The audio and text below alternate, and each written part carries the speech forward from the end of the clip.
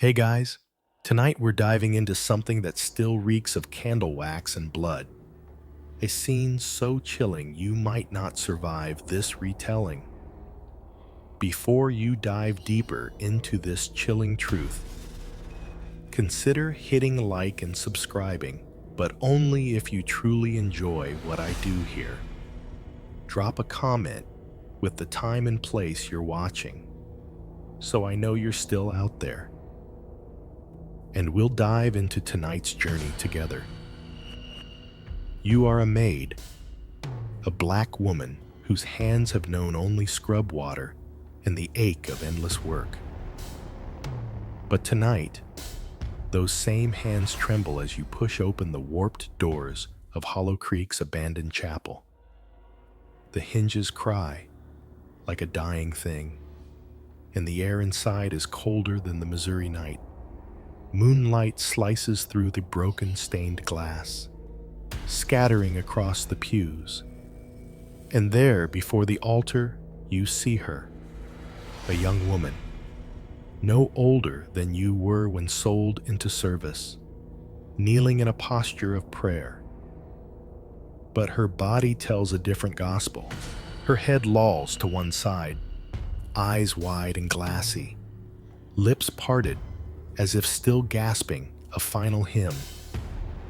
Both of her hands are gone, not torn, not hacked wildly, but severed clean, each one laid carefully on either side of her bowed head, palms upward like offerings.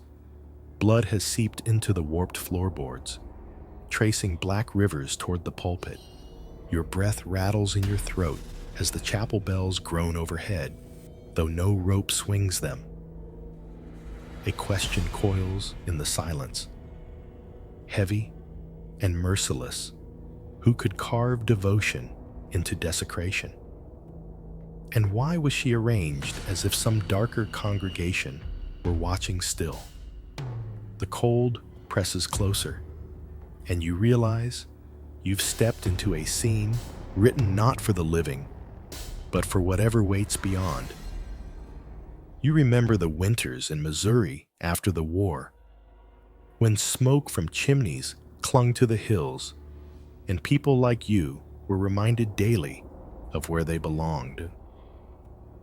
Freedom had been declared, but in Hollow Creek, it was just another word spoken through gritted teeth. You were a maid, bought cheap and worked hard, hired out like a tool from one family to another.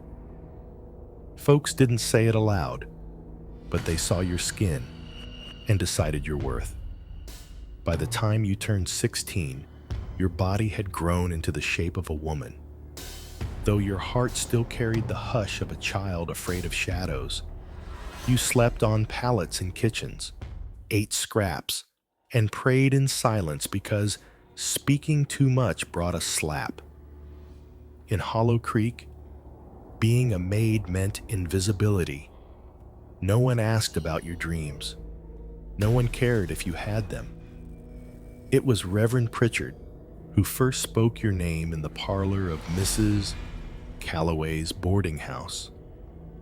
His voice was low, as though confiding in God. But you caught every syllable while scrubbing the floor. He spoke of a divine arrangement, a marriage that would honor two men who lived on the hill. You froze at the sound, rag dripping water into the cracks of the wood. Everyone in town knew of the Gable twins, Jacob and Elias, joined at the hip. Men who rarely came down from Mockingbird Hill. Their house loomed like a sentinel above the valley, shutters closed tight, white paint cracking under the weight of years.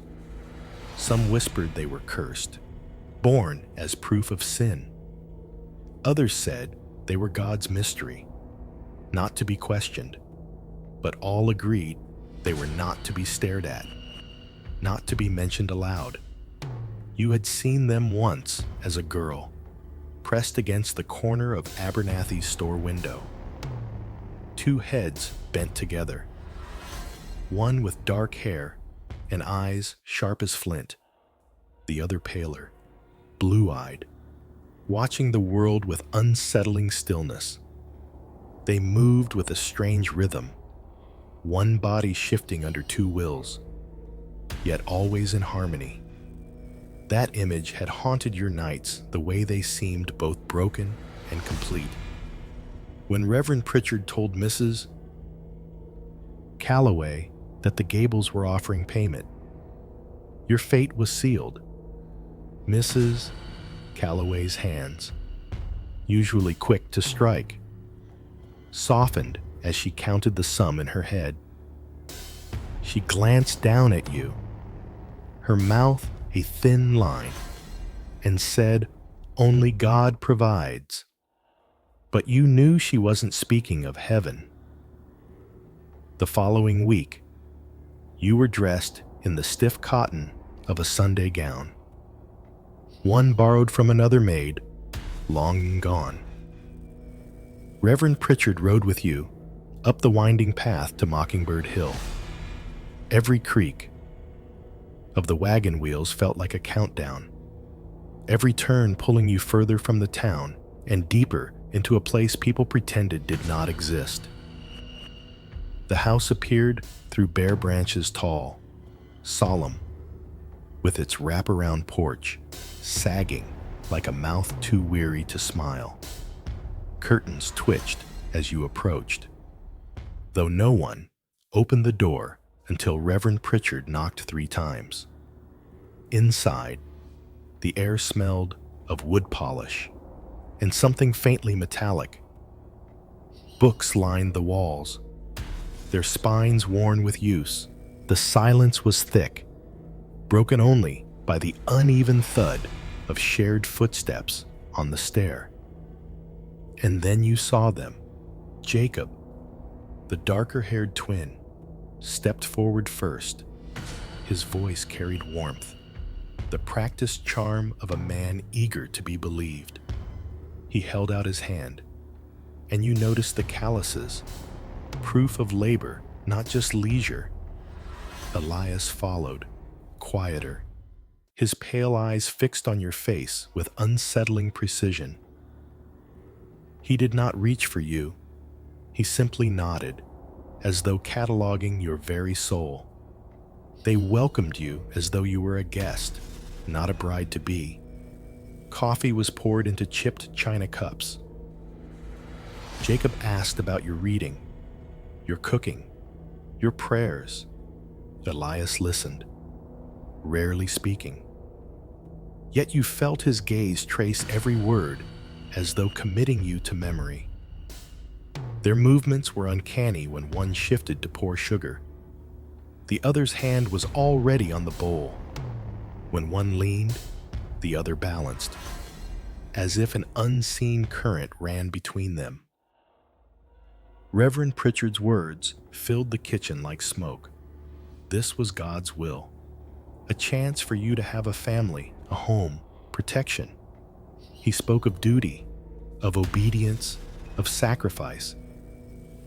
The twins said little, but their silence felt more binding than any sermon. That night, you returned to town with the taste of their coffee lingering like iron on your tongue. Mrs.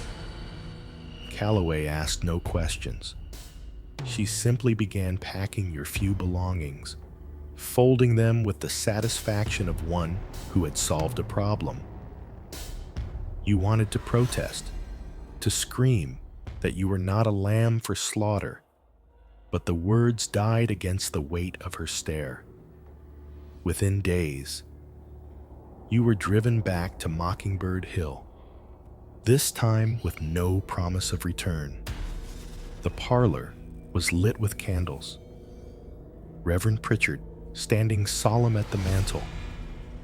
No church bells rang, no neighbors gathered, just you, Jacob, Elias, and a preacher who spoke vows as if binding your soul to chains.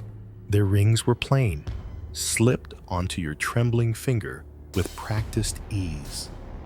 Jacob whispered that you were safe now, that no one would ever cast you aside again. Elias said nothing, but his eyes glimmered in the candlelight, reflecting not comfort, but possession. The door clicked shut behind you, the sound of a key turning soft but final. It was in that moment you understood you had not been married. You had been purchased, and the house on Mockingbird Hill was not a home, but a prison waiting to swallow you whole. The cold of that November night settled into your bones, and you knew freedom had not followed the war up into these hills. For you, freedom had only changed its disguise. The first days after the wedding passed in a haze of silence, broken only by footsteps echoing through the hollowed corridors of Mockingbird Hill. You told yourself it was still a house, that walls and windows meant safety, that a bed with fresh linens meant comfort. But every shadow seemed to lean closer.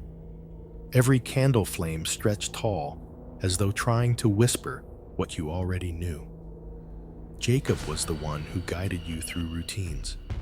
He showed you the pantry, where shelves sagged with preserved jars, the sitting room with books piled high, the piano their mother had once played.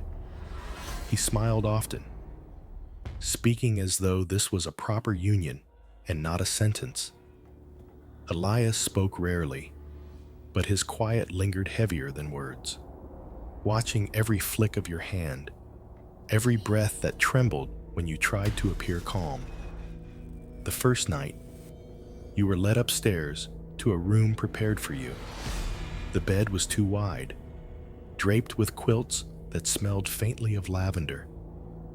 Jacob brushed your arm, reassuring, telling you that you were theirs now and no harm would come to you. But Elias stepped closer, his eyes pale as frost, and said softly that there was no yours and mine, only ours. The words sank like chains. When the lamp was dimmed, their shadows stretched across the walls, fused together as if mocking the very notion of separation. Their hands, calloused and sure, began what they called consummation. Jacob's touch was firm, but wrapped in a pretense of gentleness, as though he believed this was a kindness. Elias murmured lines of poetry, his voice sliding into your ear like smoke filling a locked room. They took turns, one leading while the other lingered close, their breaths mingling on your skin. You tried to close your eyes, to pretend you were elsewhere, but the weight of them was inescapable. The house seemed to listen, the beams creaked in rhythm. The shutters rattled softly, though the wind was still. You understood then that the vows had not bound you in love, but in obligation, an endless tether from which you could not slip free. The following mornings blurred together. Jacob would bring flowers from the frost-bitten garden, placing them in a jar by your bedside. Eli left books open to marked pages, verses circled in pencil about devotion and eternity. They hovered as you washed, as you cooked, as you walked across the porch. Their presence folded around you like a second skin. You thought of running. The road down the hill was clear, winding into the woods, but when you reached for the front door one evening, Jacob slid the key into his pocket and smiled gently, saying it was for your safety. The roads are icy after dusk. Wolves roam the ridge. Elias nodded, reminding you that a wife's place was within, not wandering where she might stumble into danger. Nights became rituals. At first, You tried to count them as obligations, to endure until morning. But their hunger grew. Once a day became twice, then 3, until your body was mapped with their insistence. 8 times was spoken of as normal, expected, even merciful, compared to the years they had spent alone. You ceased being a woman and became an object of routine. Their schedule winding around your flesh like the gears of a clock. One evening, snow fell thick, blanketing the fields in silence. You sat by the window, your breath clouding the glass, longing for the faint glow of the village below. You whispered a hymn your mother once sang, a song of freedom, barely audible. Elias appeared behind you, his reflection merging with yours in the pain. "That voice belongs to both of us," he said. "Do not waste it on the world outside." It was then you realized they were not only taking your body, they were erasing your very self. Spring crept in reluctantly. With it came the chance to step into the garden under their watchful eyes. The soil clung to your fingers, grounding you in a way the house never could. And it was there, between rows of beans and half-dead roses, that you first saw Tom Fletcher. The boy from town, no older than 19, with freckles like dustings of sunlight across his cheeks. He carried crates from Abernathy's truck, his movements quick and sure. When his eyes found you crouched by the bean poles, something in his face shifted surprise, then pity, then something dangerously close to recognition. He lifted a hand in greeting. You returned only a twitch of your fingers, but it was enough. The twins noticed. Their silence on the porch sharpened, eyes fixed on the exchange. That night, Jacob asked if you were lonely. Elias wondered aloud if you missed the world below the hill. Their questions were not tender, they were probes, testing whether cracks had formed in the walls they had built around you. You lied, smiling faintly, saying you had all you needed. They rewarded you with kisses pressed against your temples, with whispers that you were perfect, obedient, theirs. But inside, something stirred. Tom's visits became your lifeline. You learned to time your chores in the garden to his arrival. Sometimes, it was only a glance. Sometimes, a wave. Once, when Jacob pretended to sleep on the porch and Elias feigned interest in a book, Tom's lips formed a word you read as clearly as scripture help. That word rang in your ears long after the truck rattled down the hill. It became your secret, your tether to a world beyond chains. One afternoon, while clearing dishes, you saw the outline of keys in Jacob's pocket, keys not only to the doors, but to something deeper, something hidden. Your heart hammered as you brushed past, fingers grazing metal. You almost slipped them free, but Elias's pale eyes snapped to yours. Reading your thoughts before you had fully formed them, he said nothing, only held out his hand. You returned the keys, trembling. But in that moment, you learned a truth more powerful than locks. They relied on your cooperation. The prison was not made only of iron and wood. It was built of fear, of obedience, of silence. And the first stone of that prison had just cracked.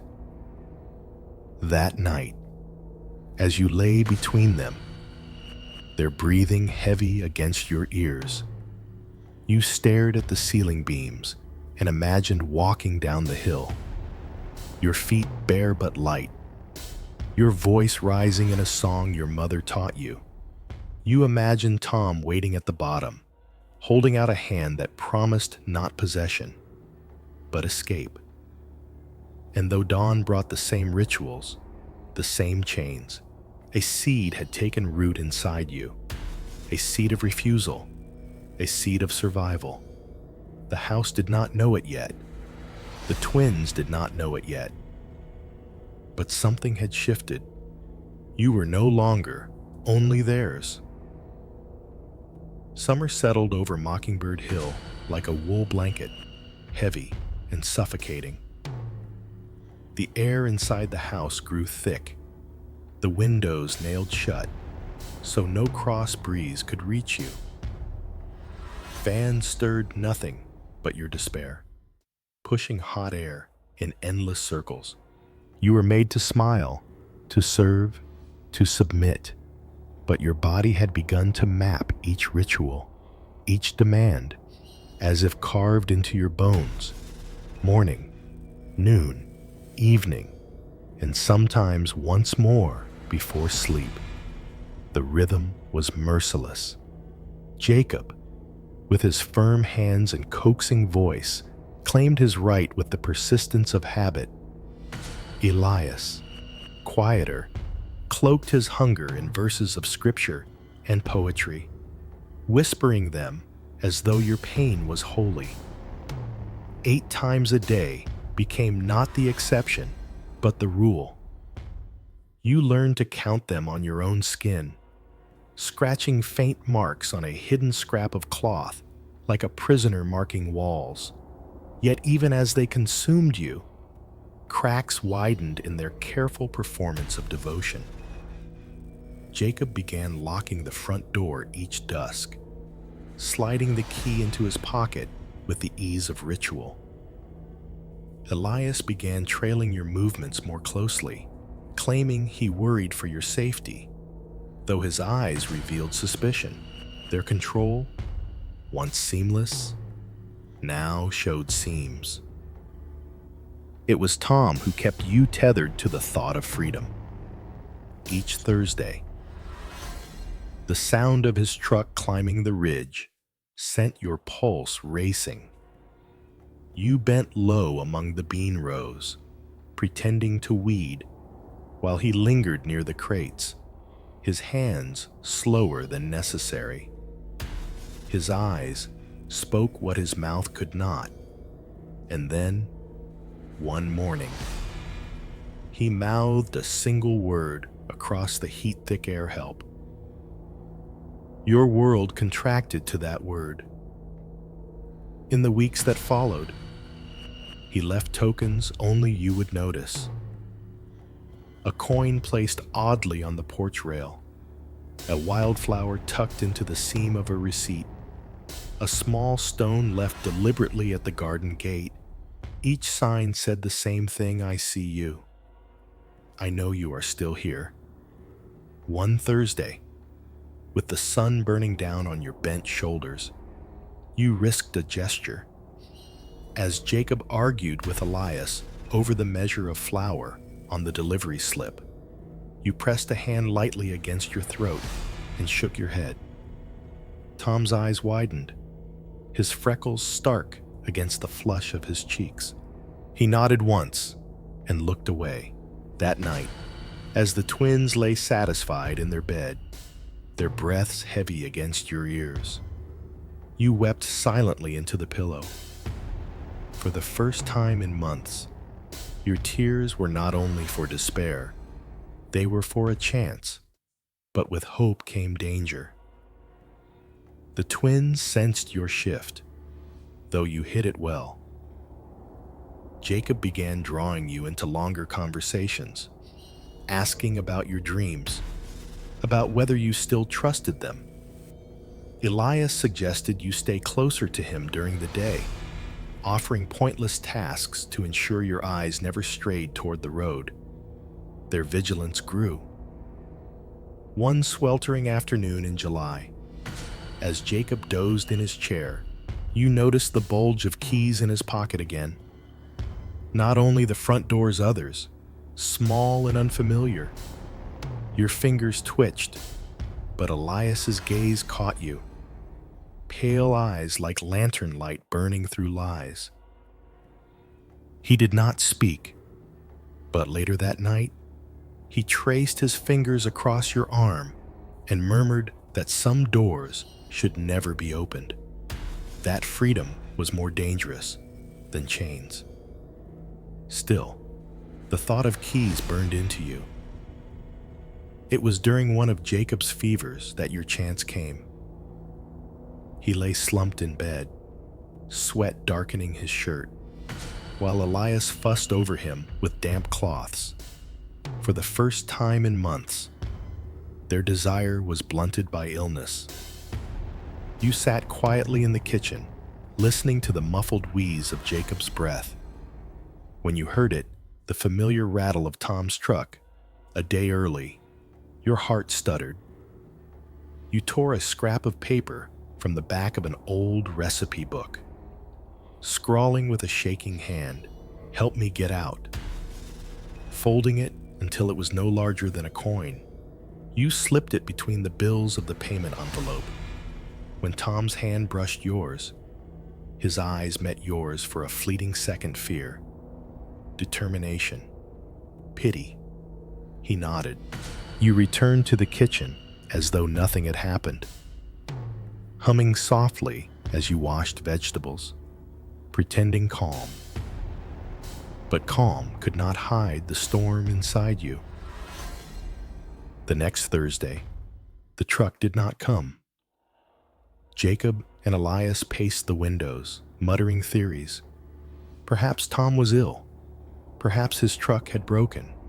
But you knew the truth. Your plea had reached him. Something was in motion, and the air grew tense with the weight of it. Days blurred into suspicion. Jacob began double-checking every lock. Elias moved supplies, muttering about intruders. They whispered together when they thought you slept, their words sharp, urgent, cutting through the silence. The house, once your prison, had become a fortress bracing for siege. By Sunday, their patience broke. Jacob announced there would be no church that day. Elias spoke of worship at home, just the three of you, the way families ought to be. You understood then that they feared discovery more than sin. Your pulse thundered when, Monday morning, the sound of engines echoed up the ridge, not just one truck, but several. Boots struck the porch. Voices called out, steady and commanding warrants. Welfare checks, authority. You dropped the plate in your hands, shattering it on the floor. Jacob's face appeared in the doorway, calm but wild-eyed, clutching his keys like weapons. Elias's hand clamped on your shoulder, trembling with something like farewell. They spoke of love, of devotion, of protection. They told you to remember you were theirs, to deny any claims that you were in danger. Outside, the voices grew louder, sharper. Inside, you felt the walls of Mockingbird Hill contract, squeezing the air from your lungs. The pounding on the door rattled the frame. Sunlight streamed through cracks in the shutters, a brightness so foreign it hurt your eyes. And you understood the rituals had escalated to their final act, and the question now was not whether you would endure them again, but whether you would survive at all. The hammering on the front door did not stop. It came in waves, shaking the frame, rattling the glass panes, as though the house itself was begging to let the outside in. You froze in the kitchen, hands still damp from dishwater, while Jacob and Elias whispered fiercely at each other in the hallway, their voices, usually calm and measured, now carried edges sharp enough to cut. Jacob hissed that the sheriff had no right, that the law had blessed your union, that they were husband and wife, and no one could unmake vows spoken before God. Elias countered in a low, trembling tone that this was different, that eyes had turned toward them and wouldn't look away this time. You listened, your heart knocking harder than the fists on the door, realizing something you had long suspected: this was not the first time. When the sheriff's voice rang through the wood calm, commanding, offering a welfare check, Jacob strode to the door, but did not unlock it. Instead, he ran his fingers over the keys hanging heavy at his belt, his jaw tight. Elias gripped your arm, his blue eyes wide, pleading with you to remember loyalty, to say nothing that might damn them. "Ma'am," Sheriff Franklin's voice pressed on, "we need to know you are safe." Safe. The word tasted foreign. You thought of the letters you'd never written, the hymns you'd sung to yourself when no one listened, the garden dirt still under your nails, where you'd stolen moments of breath. You thought of Tom Fletcher's freckles and the hidden scraps of hope he had delivered with the groceries for the first time in years. You allowed yourself to think of the possibility of outside. Jacob and Elias pulled you into the parlor, the heavy curtains drawn so no neighbor, no deputy, could glimpse your face. The air smelled of wax and sweat. Jacob pressed the back of his hand against your cheek, smiling with that same warm smile he had used the first day, telling you that you were cherished, that you were safe, that you must prove to the world that your happiness was real. Elias stroked your arm, whispering that outsiders would twist your words, turn you into something pitiful, that they would not understand love that looked different. But beneath their words, you saw the truth, fear. The sheriff's patience frayed. The pounding grew louder. Voices joined his Martha Fletcher, strong and insistent, reminding them of legal orders, reminding you that someone had seen you. Then, a voice so familiar you nearly wept Tom's. Not calm like the sheriff, not steely like Martha. Tom's voice cracked with urgency, with youth, with belief. "Let her speak," he shouted. "Let her answer for herself." The twins stiffened. Their unity, once unbreakable, faltered. Jacob turned to Elias, fury sparking. Elias lowered his eyes, murmuring that perhaps it was time to surrender. Jacob's hand flew, slapping his brother's face, though they shared the same body. The sound shocking in its finality.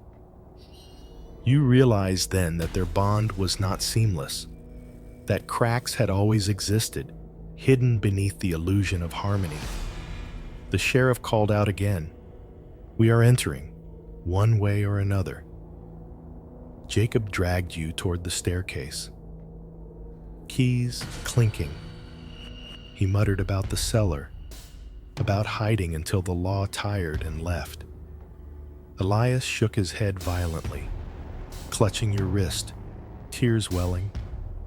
"Enough," he whispered, as if speaking to himself more than to you. "We've had enough." Your body was torn between them, one pulling toward shadows, the other toward surrender. And for the first time, you realized that their struggle might give you the opening you had prayed for. Then it came, the splinter of wood, the crash of the front door giving way. The sheriff's boots thundered across the threshold, deputies following. Martha's voice cut through the chaos, calling your name. Tom's voice, too, desperate and searching. Jacob roared, a sound more beast than man, dragging you back against his chest, pressing the cold bite of keys into your skin as though they could anchor you there forever. Elias, weeping openly, urged him to let go. She deserves to choose, he begged. The deputies spread through the parlor, guns raised but steady. Sheriff Franklin's eyes found yours steady, kind, demanding. "Do you want to be here?" he asked. Your throat closed, your voice no more than a whisper. But you forced it out, each syllable cracking the chains that bound you. "No, I don't." The room froze. Jacob's grip faltered. Elias collapsed forward, his shoulders shaking with sobs. The sheriff moved quickly, signaling his men. Jacob was forced back, his protests a flurry of scripture and law, his face twisted with betrayal.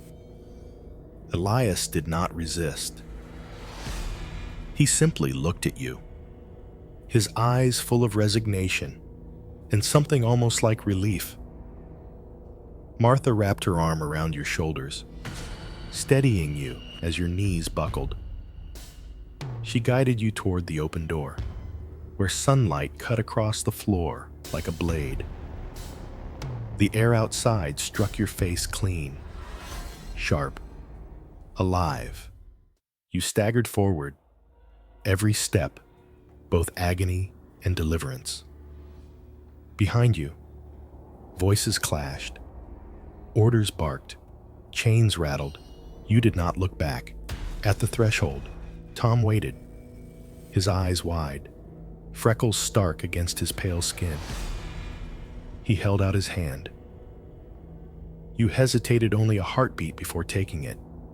His palm was warm, solid, real. Together, you stepped into the day.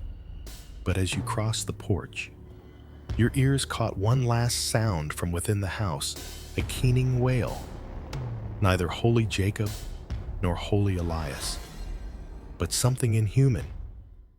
It chased you down the steps, echoed across the ridge, promising that though locks and laws might hold them, their memory would not. You did not stop walking until the house disappeared from sight, swallowed by the trees. And even then, you knew Mockingbird Hill would never truly release you. They told you afterward that you were free. Sheriff Franklin repeated it like a prayer. Martha Fletcher pressed it into your ear as though words alone could mend torn flesh. And Tom whispered it in the shaky way of someone desperate to believe it true. But freedom does not arrive in a single moment. It seeps in like water through cracked stone, slow, uneven, sometimes poisoned by the dirt it drags along. In the courthouse at Hollow Creek, they questioned you for hours. Men in dark suits leaned forward, their pens scratching, asking if you had truly married Jacob and Elias. If vows were exchanged willingly, Reverend Pritchard swore under oath that the ceremony had been sanctified, that you had nodded your head and said yes. You remembered his voice that night, low and insistent, but not your own. They twisted the word consent until it no longer resembled anything human. Martha fought for you, her voice ringing against the panel of judges. She produced ledgers from Abernathy's store, showing years of strange deliveries, women's garments, medicines, heavy locks, all sent up to Mockingbird Hill. She testified that whispers had long circulated about other girls, maids who vanished from surrounding towns, their absence explained away as wanderers or runaways. You watched the courtroom shift uneasily, as though everyone had known, but no one had dared to speak. The truth surfaced slowly, foul and undeniable. The Gable family had a pattern that reached back generations. Their grandfather, also a twin joined at the hip, had married a young woman from the neighboring county under equally shadowed circumstances. Town elders had chosen silence then, and that silence had grown roots. Each generation carried the ritual forward, binding wives under vows that were never truly vows, swallowing them inside the White House on the hill until nothing remained but absence. When they searched the cellar, the truth became flesh. Beneath rotting boards and piles of coal, deputies unearthed a chamber lined with shelves.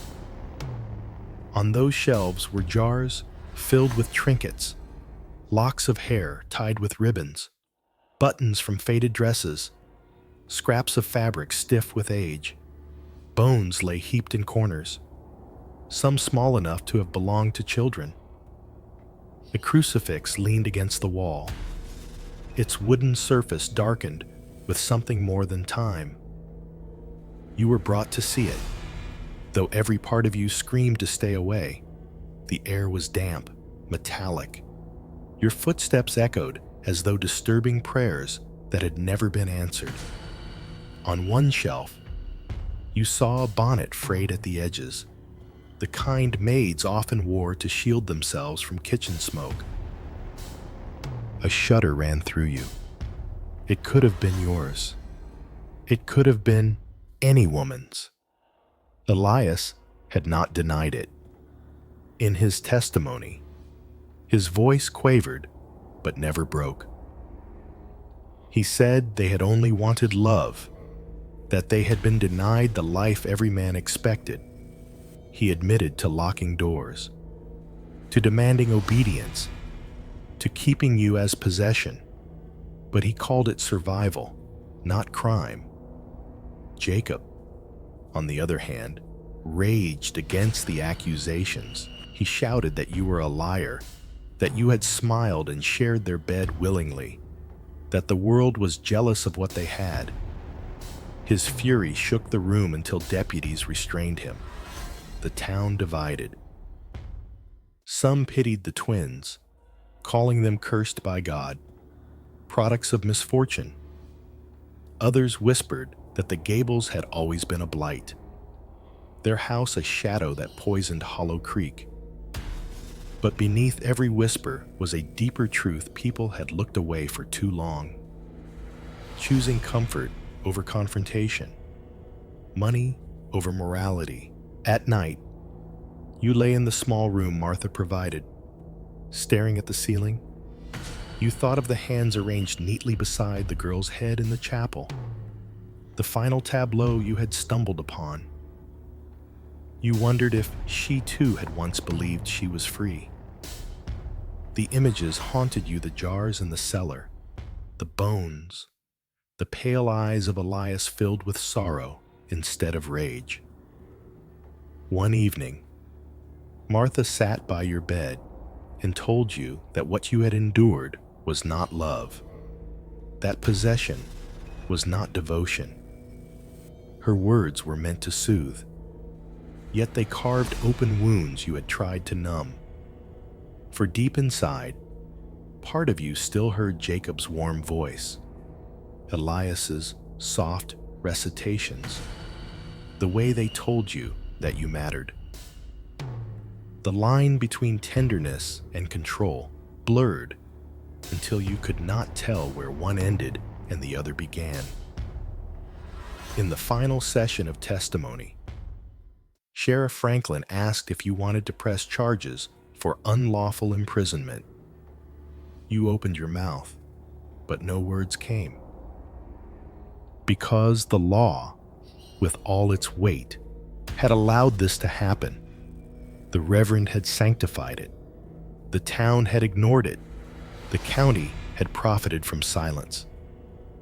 How could you trust justice when justice had been absent for so long?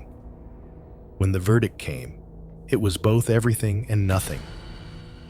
Jacob and Elias were declared unfit for society, confined not to prison, but to a sanatorium 2 counties away. Hollow Creek sighed in relief, but not in remorse. The house on Mockingbird Hill was shuttered, its windows nailed, its doors sealed, but still it loomed in your memory, tall and white against the dark ridge, a monument to silence and complicity. And you, Thawfried, carried the weight of its rooms inside you. At night, when the wind pressed against your window, you swore you could hear the clink of keys. When you closed your eyes, you felt hands, one warm, one cold, reaching not in cruelty, but in need. And you hated yourself for sometimes mourning them, the men who had stolen your name, your years, your body. Because survival is not clean. It stains, it lingers, and no verdict could wash it away. You tried to begin again. Martha found you work at the courthouse, sorting papers in dusty rooms where whispers of law carried more weight than truth ever had in Hollow Creek. Tom brought you baskets of apples, sometimes staying to talk until your laughter felt less foreign on your lips. Yet even in ordinary moments, shadows clung. When townsfolk passed you on the street, some looked away, ashamed, while others stared openly, their eyes asking questions they dared not voice. You carried their stares like stones in your pockets. Every step forward felt heavier, as though Mockingbird Hill still held the strings to your body. Nights were the worst. Sleep did not come easy in the narrow bed Martha gave you.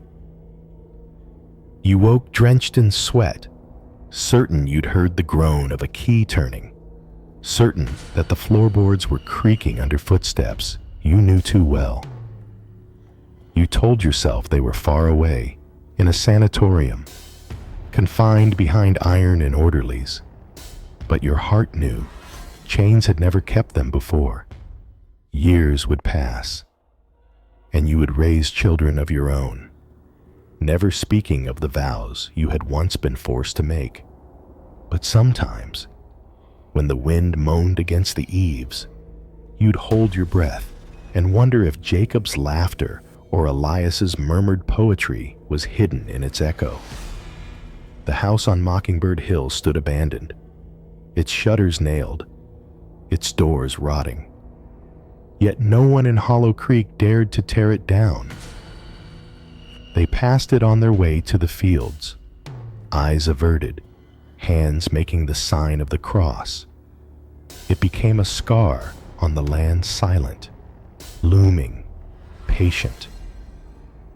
And Thawfried never felt entirely released, because the prison had not only been its walls, or their hands, or the locks that clinked in Jacob's pocket. The prison had been the silence of a town, the complicity of neighbors, the blindness of a reverend who called cruelty divine. Now, as you look back, you wonder if freedom is ever simple, if it ever truly arrives, or if survival is just another kind of captivity, one carried inside your chest until your last breath. So tell me, as you sit there in your own quiet room tonight, when you hear the creak of your house settling, when you notice the shadows shift in the corners, how certain are you that no one still waits behind a locked door, clutching keys, whispering that you belong to them. Before you leave, make sure to hit like and subscribe if you want more stories unearthed from the shadows. Drop a comment below. What city, what hour are you watching this from? So we know you're still out there in the dark, listening.